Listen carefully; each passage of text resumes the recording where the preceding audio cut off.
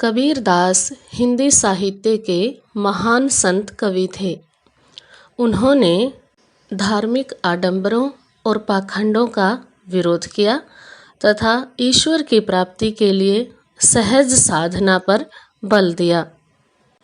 किताबी ज्ञान के स्थान पर आँखों देखे सत्य और अनुभव को प्राथमिकता दी।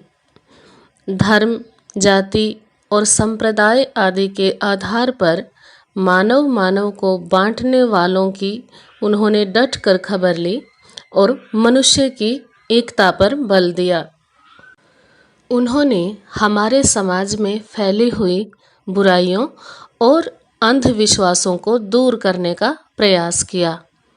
उनके ऐसे ही पदों को आज हम पढ़ने वाले हैं हमारे इस पाठ में, कबीर के पद।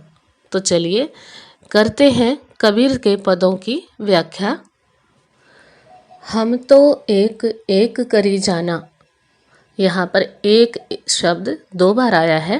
पहले एक का अर्थ है ईश्वर और दूसरा एक आया है एक संख्या के लिए।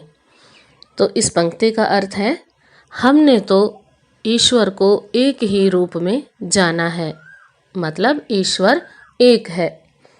दोई कहें तिन्ही को दो जग, जिन नाहिन पहचाना। जो ईश्वर को दो कहते हैं, मतलब जो ईश्वर को अलग अलग मानते हैं कि हमारा ईश्वर अलग है, दूसरे धर्म का अलग है, किसी और धर्म का अलग है, वो तिन्ही को दो जग, तिन्ही को मतलब उनके लिए दो जग है। दो जग अर्थ होता है दोजख यानी कि नरक। जो ईश्वर को एक से अधिक मानते हैं वो नरक के अधिकारी हैं। जिन नाहिन पहचाना, क्योंकि उन्होंने ईश्वर को नहीं पहचाना है। एक पवन एक ही पानी। इस संसार में सभी मनुष्यों के लिए हवा भी एक ही है, पानी भी एक ही है। एक ज्योति समाना, और सभी के अंदर एक ही ज्योति समाई हुई है। सबके अंदर एक ही परमात्मा के प्रकाश का वास है। एक खाक गढ़े सब भांडे। एक ही मिट्टी से सबके शरीर बने हुए हैं।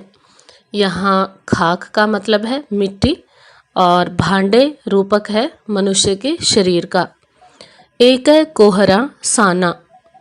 एक ही कुम्हार ने इस मिट्टी को सानकर इन भांडों को बनाया है या इन शरीरों को बनाया है। यहाँ कोहरा, वैसे कोहरा का अर्थ होता है कुम्हार, घड़े बनाने वाला, लेकिन यहाँ कोहरा रूपक आया है परमात्मा के लिए। इन दोनों पंक्तियों का एक और आध्यात्मिक अर्थ होता है। देखिए एक बार दोबारा। एक पवन एक ही पानी, एक ज्योति समाना। एक खाक गढ़े सब भांडे, एक कोहरा साना। मनुष्य का शरीर 5 तत्वों से मिलकर बना होता है, जैसे आकाश, पृथ्वी, जल, वायु और अग्नि। तो यहाँ पर ये बताने का प्रयास किया गया है कि ये सब 5 तत्व सभी मनुष्यों में समान रूप से पाए जाते हैं और वही तत्व हैं, अलग अलग नहीं हैं। मनुष्यों के शरीर जिस मिट्टी से बने हैं, यानी पृथ्वी तत्व, वो भी एक है। जो जल तत्व मनुष्यों के शरीर में है वो भी एक है। जो वायु तत्व है जिससे हम सांस लेते हैं वो भी एक है। और हमें बनाने वाला परमात्मा भी एक है और उसी परमात्मा की ज्योति हम सब में समाई हुई है। इन पंक्तियों में कबीरदास जी ये बताना चाहते हैं कि मनुष्य में कोई भेद नहीं है, सब एक हैं। जैसे बाढ़ी काष्ठ ही काटे।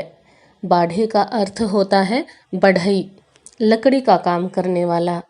काष्ठ होता है काट यानी लकड़ी। जैसे बाढ़ी काष्ठ ही काटे, अग्नि न काटे कोई। जिस प्रकार से बढ़ई केवल लकड़ी को काट सकता है, उसके अंदर व्याप्त अग्नि तत्व को नहीं काट सकता। यहाँ ये बात ध्यान देने की है कि प्रत्येक लकड़ी में अग्नि पहले से ही समाई हुई होती है, इसी वजह से उसको जलाया जा सकता है। जिन पदार्थों में, जिन वस्तुओं में अग्नि तत्व नहीं होता, उन्हें नहीं जलाया जा सकता। तो जब बढ़ई लकड़ी को काटता है तो वो लकड़ी के चाहे कितने भी टुकड़े कर दे काट के, उसका अग्नि तत्व समाप्त नहीं हो सकता, वो उस लकड़ी की अग्नि को नहीं काट सकता।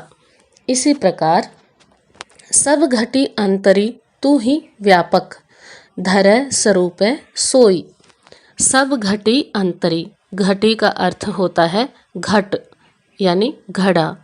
घड़ा भी किसके लिए आया है? शरीर के लिए, मनुष्य के शरीर के लिए। अंतरी अंदर, तू ही व्यापक, व्यापक मतलब समाया हुआ है, तू ही ईश्वर को कहा है। धर धारण करके, स्वरूप स्वरूप। सब घटी अंतरी तू ही व्यापक, धर स्वरूप सोई। सभी मनुष्यों के शरीर में ईश्वर समाया हुआ है, अलग अलग स्वरूपों को धारण करके। अलग स्वरूप कैसे? जैसे सबकी सूरत अलग अलग हो सकती है, लेकिन उनके अंदर जो बसा हुआ है वो परमात्मा एक ही है। इन दोनों पंक्तियों में क्या उदाहरण दिया है कि जिस प्रकार लकड़ी में अग्नि समाई रहती है और उस अग्नि को कोई काटकर अलग अलग हिस्सों में नहीं बांट सकता, केवल लकड़ी को काटा जा सकता है, उसी प्रकार मनुष्यों के शरीर अलग अलग होते हैं, लेकिन उनमें समाया हुआ ईश्वर एक ही है, उसको अलग अलग नहीं किया जा सकता। माया देखी के जगत लुभाना, काहे रे नर गरबाना। यह संसार माया को देखकर लोभ में पड़ जाता है। और कबीरदास जी कहते हैं, काहे रे नर गरबाना। काहे मतलब किस लिए? नर मनुष्य, गरबाना गर्व करता है या घमंड करता है।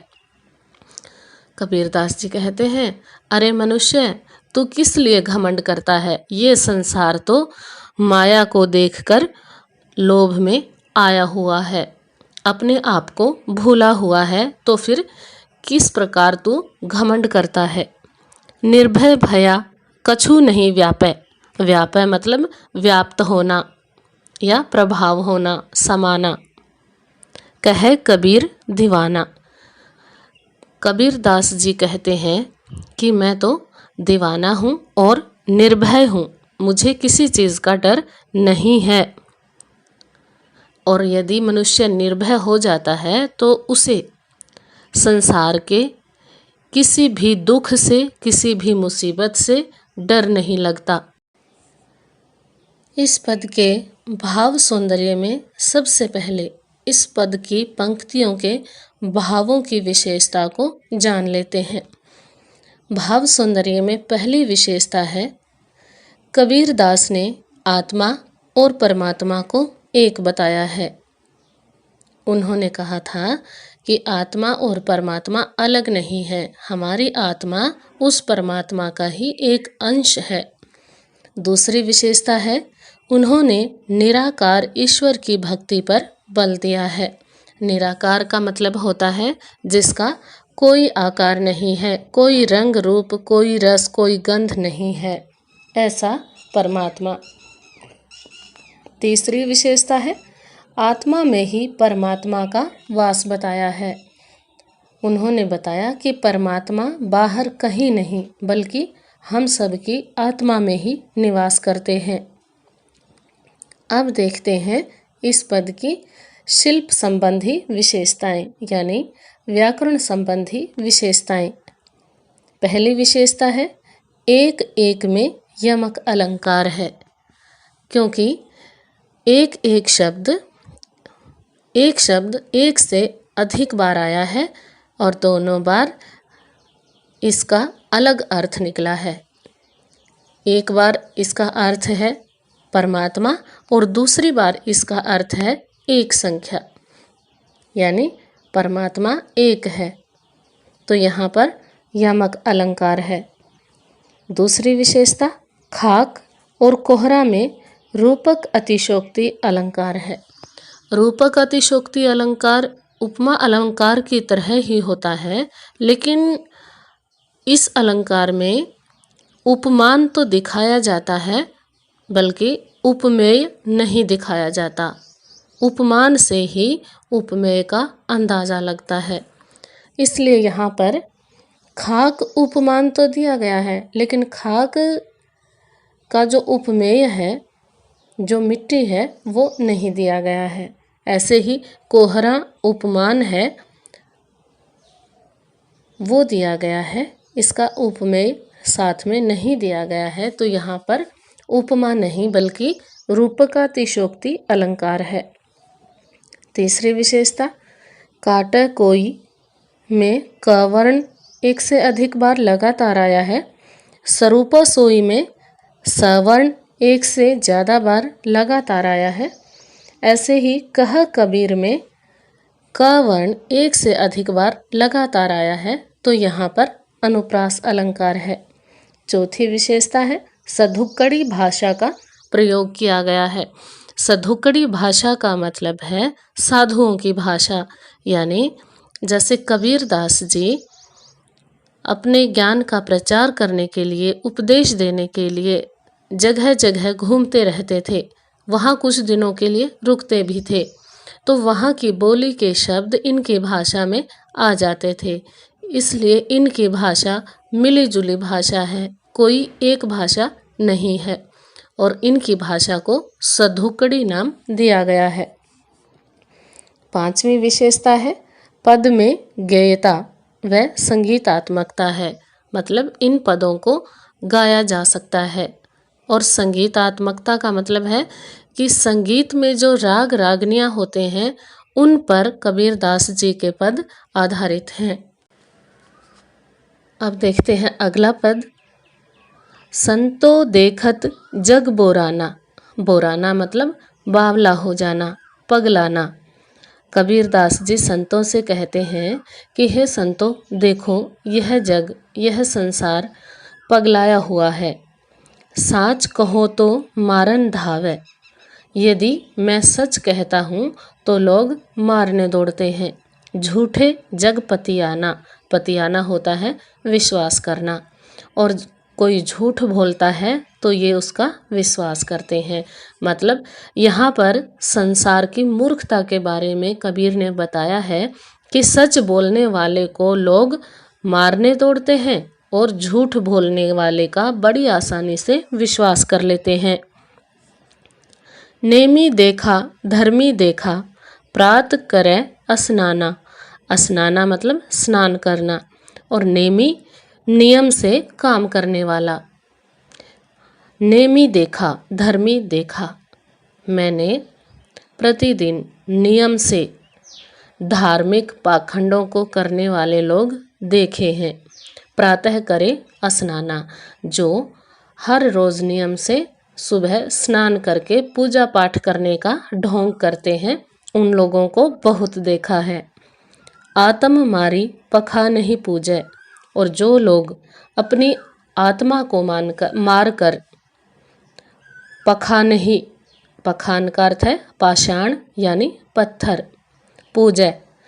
जो मनुष्य अपनी आत्मा को नहीं पहचानते, अपनी आत्मा को न देखकर अपनी आत्मा में बसे ईश्वर की पूजा न करके पत्थर की पूजा करते हैं, उनमें कछु नहीं ज्ञाना। उनमें कोई ज्ञान नहीं है, वो अज्ञानी हैं। बहुतक देखा पीर ओलिया, पढ़े किताब कुराना। मैंने कुरान नामक किताब को पढ़ने वाले बहुत से पीर और ओलियाओं को भी देखा है। मतलब जो पूजा पाठ के नाम पर दिखावा करते हैं, वो चाहे किसी भी धर्म के हों, चाहे हिंदू हों चाहे मुसलमान हों, वो सब अज्ञानी हैं, पाखंडी हैं। बहुतक देखा पीर ओलिया, पढ़े किताब कुराना। कै मुरीद तदबीर बतावें, उनमें उह जो ज्ञाना। बहुतक देखा पीर ओलिया पढ़े किताब कुराना। कबीरदास जी कहते हैं, मैंने बहुत से ऐसे पीर पैगंबरों को देखा है, पीर औलियाओं को देखा है, जो कुरान की किताब को पढ़कर खुद को ज्ञानी समझने लगते हैं। कै मुरीद तदबीर बतावें। मुरीद का अर्थ होता है शिष्य और तदबीर का अर्थ होता है उपाय। वे अपने शिष्यों को परमात्मा की प्राप्ति के उपाय बताते हैं, जबकि उनमें वो है जो ज्ञाना, जबकि खुद उन्हें ही ईश्वर का ज्ञान नहीं होता, वो खुद अज्ञानी होते हैं। आसन मारी डिंभ धरी बैठे। और कुछ लोग क्या करते हैं, आसन लगा के बैठ जाते हैं। डिंभ धरी का मतलब होता है समाधि लगाना, और समाधि में बैठने का ढोंग करते हैं। मन में बहुत गुमाना, गुमान होता है अभिमान, और खुद को ईश्वर का सच्चा साधक मानकर अभिमान में डूबे रहते हैं। आसन मारी डिंभ धरी बैठे, मन में बहुत गुमाना। आसन लगाकर बैठ जाते हैं और समाधि में होने का ढोंग करते हैं, और खुद को ईश्वर का सच्चा साधक मानकर अभिमान में डूबे रहते हैं। पीपर पाथर पूजन लागे, तीर्थ गर्व भुलाना। लोग क्या करते हैं, पीपल की पूजा करते हैं, पत्थर की पूजा करते हैं और तीर्थ यात्रा करते हैं।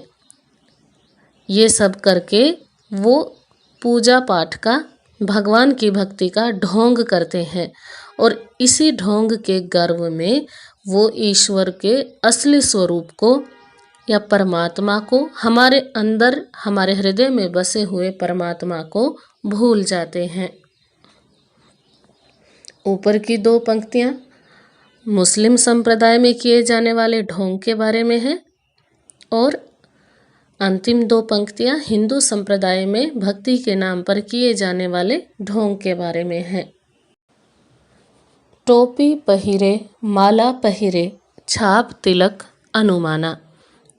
टोपी पहिरे मुस्लिम टोपी पहनकर, और माला पहिरे हिंदू माला पहनकर भगवान की भक्ति का दिखावा करते हैं। छाप तिलक अनुमाना, वे माथे पर अनेक प्रकार के छापे या तिलक लगाकर परमात्मा को अनुमान करने का या परमात्मा के दर्शन करने का ढोंग करते हैं। साखी सबद ही गावत भूले, आत्म खबरी ने जाना। लोग क्या करते हैं, साखी सबद ही गा कर बड़े मस्त हुए रहते हैं, सब कुछ भूले रहने का दिखावा करते हैं, जबकि उनका मन तो कहीं और भटकता रहता है। आत्म खबरी ने जाना, और वो ईश्वर को बाहर खोजते रहते हैं, लेकिन उन्हें अपनी आत्मा में बसे हुए ईश्वर की खबर ही नहीं रहती। हिंदू कहे मोहि राम प्यारा, तुर्क कहे रहीमाना। हिंदू कहते हैं कि हमें हमारा राम प्यारा है, तुर्क मतलब मुस्लिम कहते हैं कि हमें हमारा रहीम प्यारा है। आपस में दो लरी लरी मुए, मरम न काहू जाना। लरी लरी मतलब लड़ लड़ कर, मुए मर गए। आपस में हिंदू और मुस्लिम दोनों लड़ लड़ कर मर जाते हैं।